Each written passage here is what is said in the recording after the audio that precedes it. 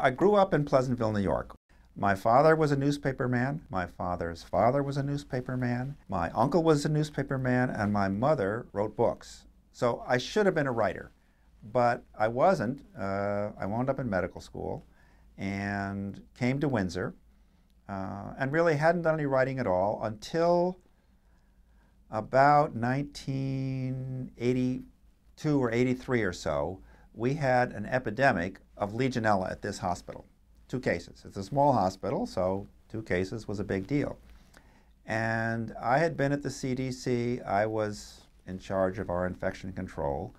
And we figured out where it was coming from. It was coming from the boiler where the water was overheated. And so we had a press conference about it because people knew about it and Legionnaires' disease was a big deal. And I gave a press conference, and I talked in the press conference about the fact that Legionnaires' disease was nature's way of getting revenge at humans for buildings, because they are in things like air conditioning units and heating units. And I also pointed out that our hospital had been the fastest hospital to resolve the source of this epidemic with any hospital in the country, which is easy when you're a hospital this small.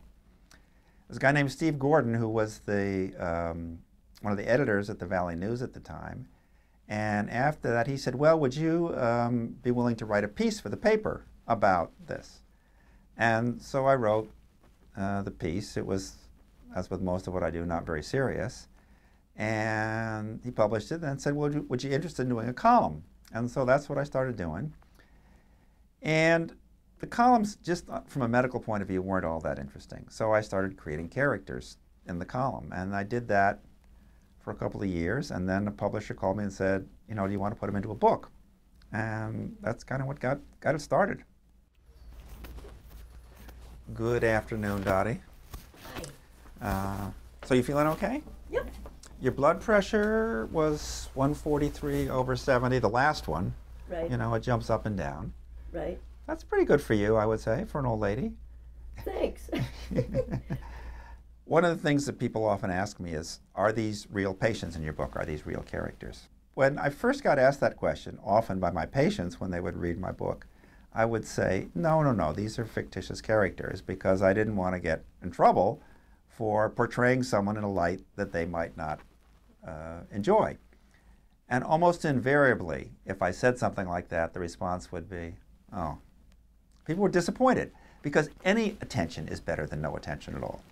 So finally I realized that the answer to the question, regardless of what I was saying, was, yeah, you were the model for so-and-so, and I couldn't have done it without you. So I learned to say that on a regular basis, and that worked very well.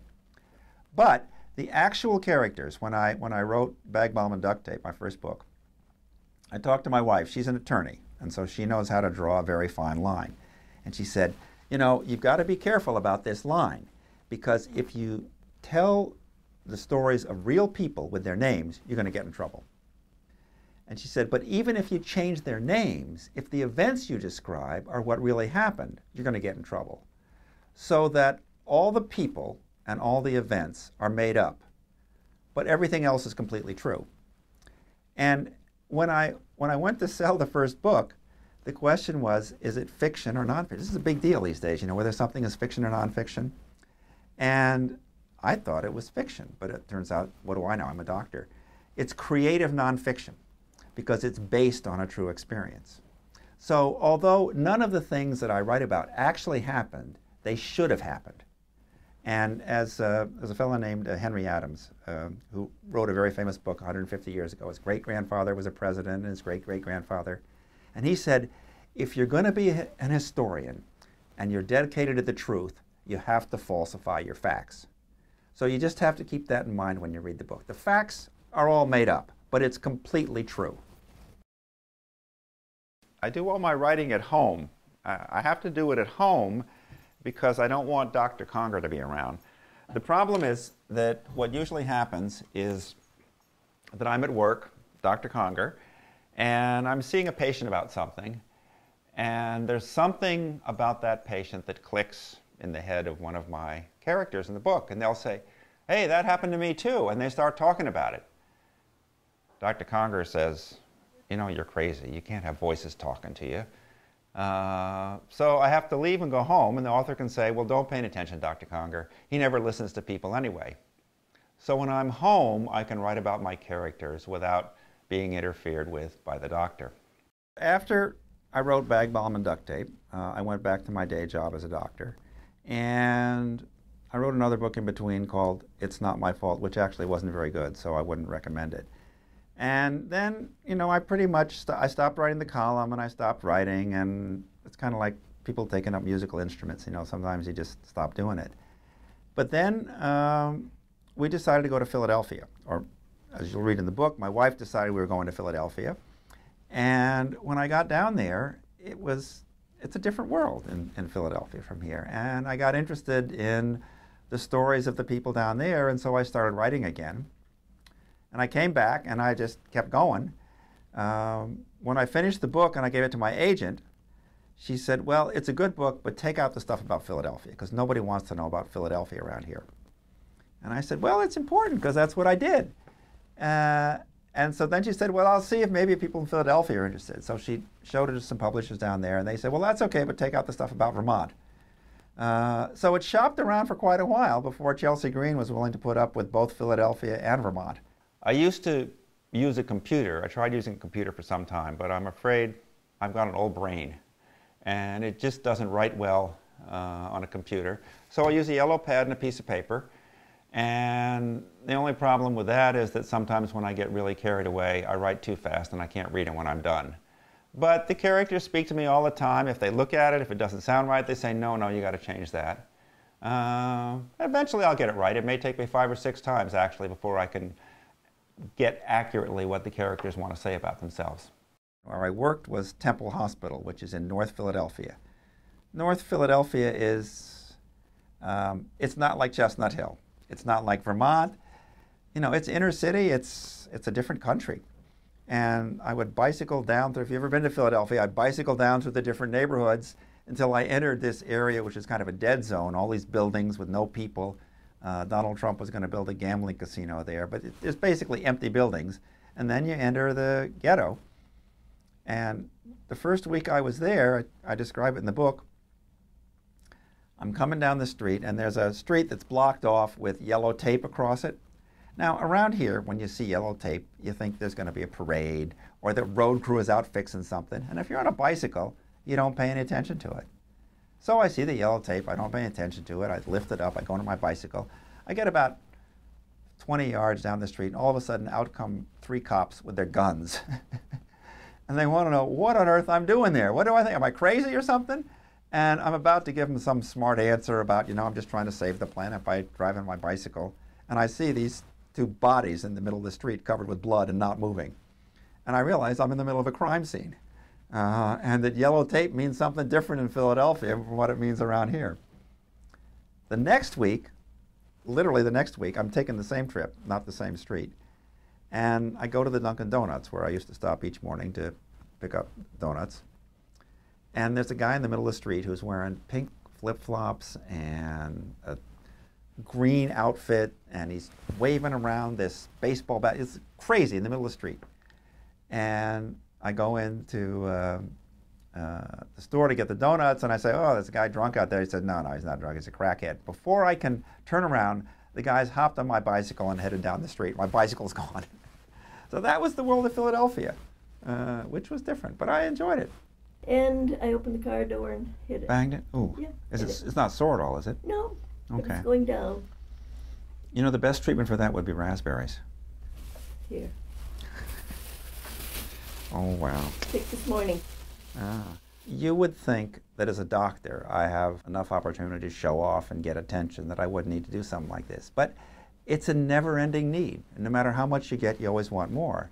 And I discover that you get a completely different kind of attention when you're writing a book. You know, right now, I can talk to you as a patient, or I can talk to somebody else, and I can do whatever I want to. But I don't have a big audience. When you write a book, you got a big audience, and I really like that. You know, one of the sad things to me about the state of medicine today is that physicians are so unhappy. We don't necessarily expect patients to be happy, but doctors really should be pretty happy in our work, because when you think about it, it wasn't that long ago that the primary things we had to offer people for treatment of their illness were castor oil, leeches, blisters, and the kind of stuff that made a patient feel better when the doctor stopped treating him. But we've come a long way since that time. We can replace virtually any part of the body that you want. We have machines that will look into parts of the body that I didn't even know existed when I was in medical school. And we have pills that can perform virtually any function you want them to perform. We even have pills that can grow hair. Some of those work a little bit better than others. So you would expect that doctors would be pretty pleased with themselves. But we aren't. I mean, hardly a day goes by when I have some colleagues say, "Oh, I don't want to do this anymore. It's no fun." And they complain about paperwork, and they complain about lawyers, and they complain about public radio because people are listening to public radio and finding out too much about things that a doctor should know first. And I suppose that's true. I don't know how much fun we should have in our work. We get paid pretty well for it. But I do know that in the course of life, you have two choices. You can either be what we call a healthcare provider, or you can be a healthcare receiver. And certainly there's no question in my mind, no matter how bad it gets to be a healthcare provider, it's always going to be worse to be a healthcare receiver. But I'll give you an example of what medicine has come to. We had a colleague in this state. He was a good physician. He was in a family practice which was very successful with his wife. And I'm not saying that that had anything to do with it, but this fellow left his practice completely and of all things went on to run for president. Now I know that sounds kind of silly, but that kind of stuff is happening all the time. And one of the reasons I wrote the book is so that you can get a sense of why it still should be fun to be a doctor. The fundamental principle with not taking yourself too seriously is very simple. You just need to make a fool out of yourself. And you know, I've tried a variety of techniques for doing this over the years. One of the ones that I've resorted to on a regular basis, which is easy around here, is to parade through town at something like Old Home Day in some kind of an outlandish outfit. Usually I do it in a tutu or in some kind of drag, and that helps a lot. But each person should be able to look into her soul or his soul, each physician, and say, what's the thing I can do that will make the people I work with really see that I'm a fool? And I can't tell you what that is, but you'll know it when it happens. You know, one of the things that we as doctors say is that it's not like it used to be. Of course, in my experience, it never used to be the way we think it used to be. But be that as it may, one of the biggest changes has been in the way patients approach their doctors. Now, it used to be that a patient would come into the doctor and knew that in the course of that treatment, it was the patient's responsibility to get better, and it was the doctor's responsibility to get the credit. Because a doctor needs to feel good about the work that she does. If a doctor doesn't feel good about the work that she does, she's not going to do a good job. You don't want a surgeon going into the operating room about to operate on your heart thinking, well, I don't know, do I really know how to do this or not? So that it's very important for patients to recognize that they have to do everything they can to make the doctor feel at the top of her game. And that's the way it used to be. But what happens now is that patients tend to be a little more self-centered than they used to. So they come into the office, and it starts off, instead of saying, if I said, for example, to Hiram Stedrock, why'd you come to see me? And Hiram would say, that's what I came here to find out. Now, you might think at face value that that's kind of a silly thing to say, but it isn't, because what it does is it gives me, the doctor, a lot of maneuvering room. If I'm, for example, feeling that I'm pretty up on cardiology those days, I can say, well, are you having any chest pain? And people always have chest pain, so you can find something to do with that. Or maybe I'm more attuned to issues of the stomach at that time, and can I ask about indigestion or rumblings and stuff? But it doesn't put me in a corner, so it allows me to pursue that line of interest that I feel most competent to deal with that day. But that doesn't happen anymore.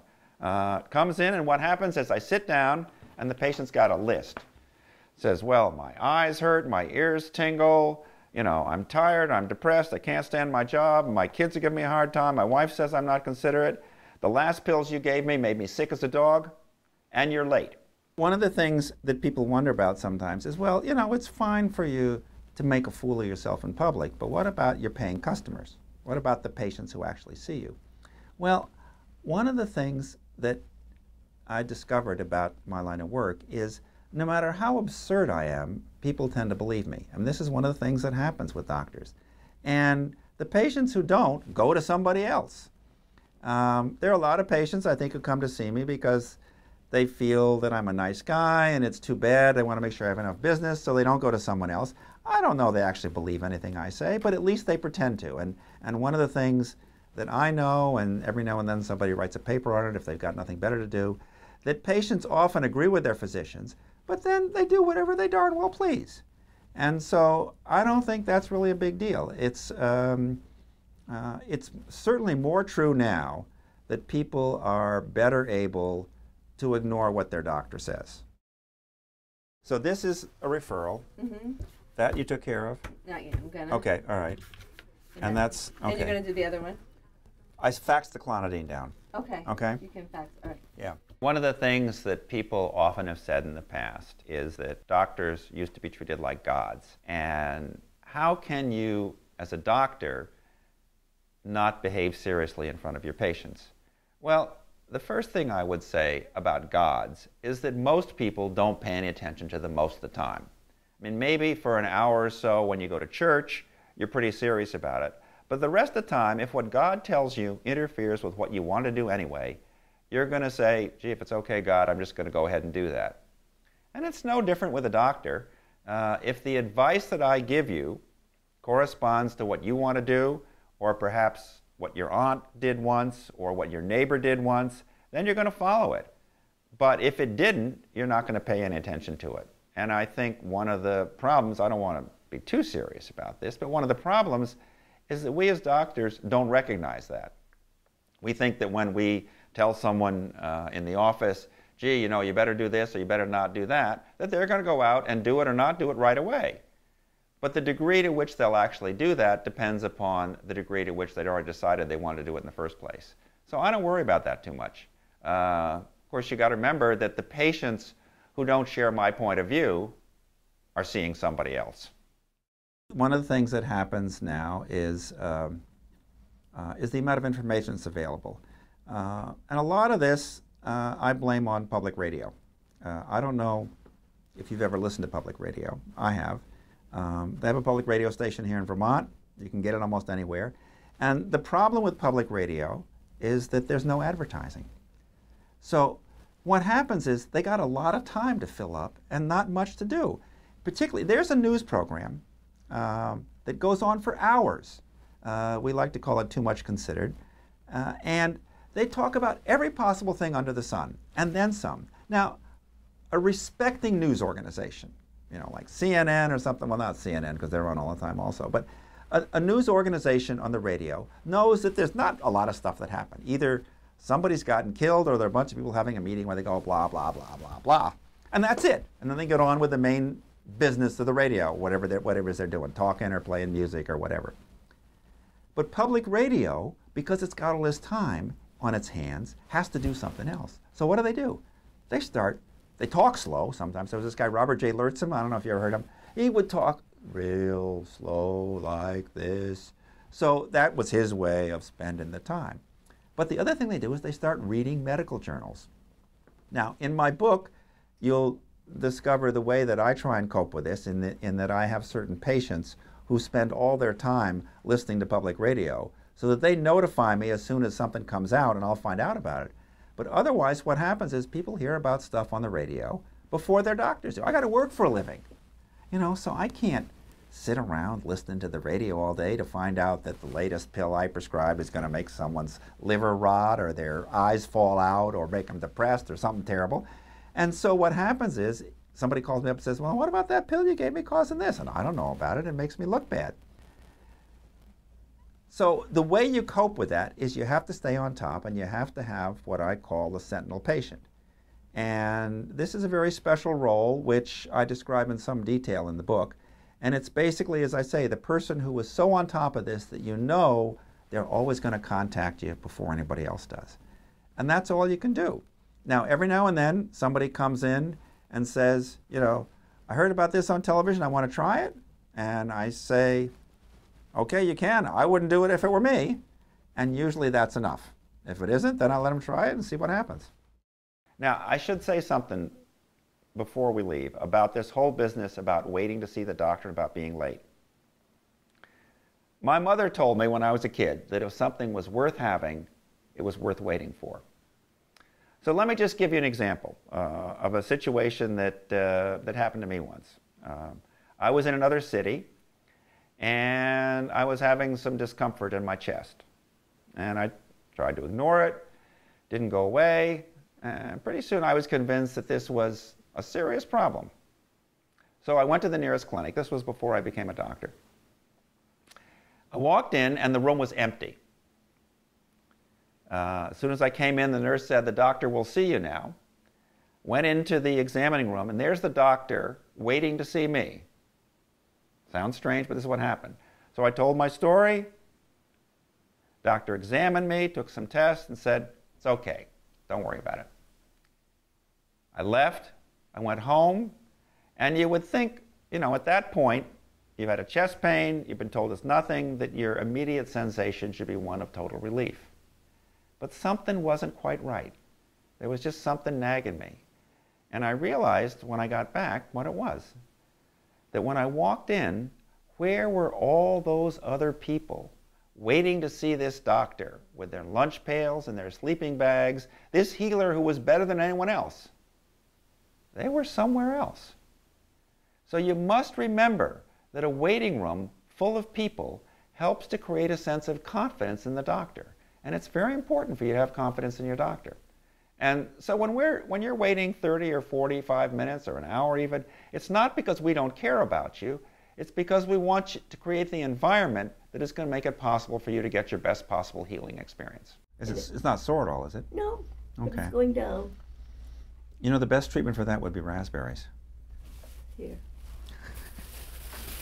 Oh, wow. Picked this morning. How are they doing this year? Really pretty good. One of the stories in the book is about the woman who lived longer than anybody else in history. She lived to be 122 years old. And that makes her a subject of considerable interest. And the story I write about her is completely true, except for the facts, it's completely true.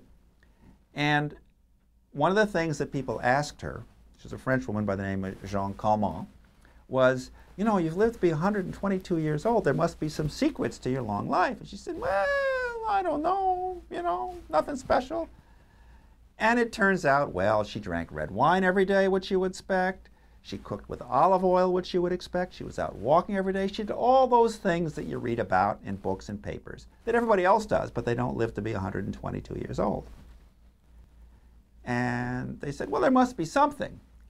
And it turned out that when they interviewed her for all these magazines, that there were two things that she had learned that she felt contributed to her longevity. And I think they're useful things for all of us to keep in mind. And as I say, one of them is exceedingly easy, and one of them is exceedingly difficult. I don't know if you just got to do one or if you got to do both of them, but I recommend them very highly. Everybody wants the secret to something, right? If you write a book, you want the secret. Well, I've talked about the fact that there's two secrets to long life, but that's not important. I mean, living a long time is not all that difficult to do. You just have to make sure you don't die. But the book, to me, is not about anything. The book is people that appeared in my brain, and I had to write about them. And you'll read in the last chapter of the book a small excerpt from someone whom was a character in my book. And it's basically my telling stories about people that get stuck in my brain. I got to get them out. And a lot of them have much in common with my patients. A lot of them have very much in common with my family. But I don't think you're not going to find secrets of doctoring. This is not going to be like All Things Great and Small. It's characters that I've learned to love, and I think they like me too. If they ever showed up in my office, I'd be really pleased to see them. And that's what I do. There was a very famous children's book writer by the name of Astrid Lindgren. She wrote the Pippi stories, Pippi Longstocking. And somebody asked her once, well, how do these stories with Pippi come about? And she says, I don't know. I just sit down to write and they appear. And I'll be sitting at my desk. I may have just seen a patient. And all of a sudden, one of these characters will pop up and say, hey, this is what happened to me. And I write it down. And that's in the book. So that's what I think you should read it. The idea is to have fun reading it, and obviously not to take it too seriously. And if you read it once, and you take it too seriously, you should read it again. There is one thing that I think is very important, and that is that a book is a physical thing, even if it's an electronic book. And so if you read the book that somebody else has already read, it isn't the same. You should really have your own copy, so you can get out of the book everything that it has to offer. So you brought in all these problems. Oh yeah, you do. That doesn't hurt at all. Nope. Yeah, those happen. You broke a small blood vessel in your eye. Yeah. Good. It doesn't hurt. It won't affect your vision. It'll go away in about a week. It happens particularly to young people when they're active in the summertime. How about old people? No, I've never seen it in an old person. People often say, what's it like to have made-up characters? Well, you have to understand that for me, these characters are not made up. These are real people. Now, in some sense, writing of this kind is a form of psychosis. If I took the kind of drugs that I would prescribe for my patients who told me this, they wouldn't hear any of these people and they wouldn't see any of them. But nobody gives me the medicine, and these people are very real to me. And I don't know, it's like a lot of things in life. Something may happen to you that may trigger something. You remember, oh yeah, I remember, back when I was in 5th grade, we climbed that tree and the thing came down and hit me on the head and I was just like you. Well, that's what happens. I may see a patient or I may be talking to somebody in the office and all of a sudden something will happen and one of these characters will pop up and say, that happened to me too, and they start talking to me and I write it down. And I'm not a really good writer, so I have to do it 5 or 6 or 7 times. The really good writers probably can just do it right off the bat. But I don't think they're made up. As I said before, these are real characters. It's just the facts don't have anything to do with facts that I've actually personally seen. But I'm sure they would have occurred somewhere. What would I recommend to people in order to feel better about the state of healthcare in this country? Well, one of the first things I would say is that we have to drop this whole business about what's called unnecessary care. If we only did the things in life that were necessary, it probably would take us maybe, a year or 2 to get through our entire life. And by the time we were done, we would not regret it. So I think it's important to understand that a lot of things we do are intentionally unnecessary. We do them in order to make people feel better and in order to support an industry that provides a lot of employment to people. We're the largest business in the country. So I think the whole idea of getting rid of unnecessary care would be a terrible thing for the economy. It would be a terrible thing for patients. And I think we should encourage that. Yes, that's what Mom wants. Yeah. So. Okay. All right. So All like right. I said, I'll be here till Tuesday, and then I'll let you know. Okay. So All I'm right. here till 5 o'clock. All right. Anyhow. Okay. You're Talk to you later. welcome. The other thing, which may be more important, is that the major difficulty in my mind, particularly with those of us in the profession, is the tendency to take ourselves seriously. And not only to take ourselves seriously, but to expect that other people will do the same. I mentioned in the book that I've been afflicted with this condition, which I call seriosity, and part of my effort to seek a cure was writing this book. My family long ago has learned how to treat me for this, and some of my patients have, but I'm hoping that the readers, when you look at this book, will realize that doctors are really not people who should be taken all that seriously.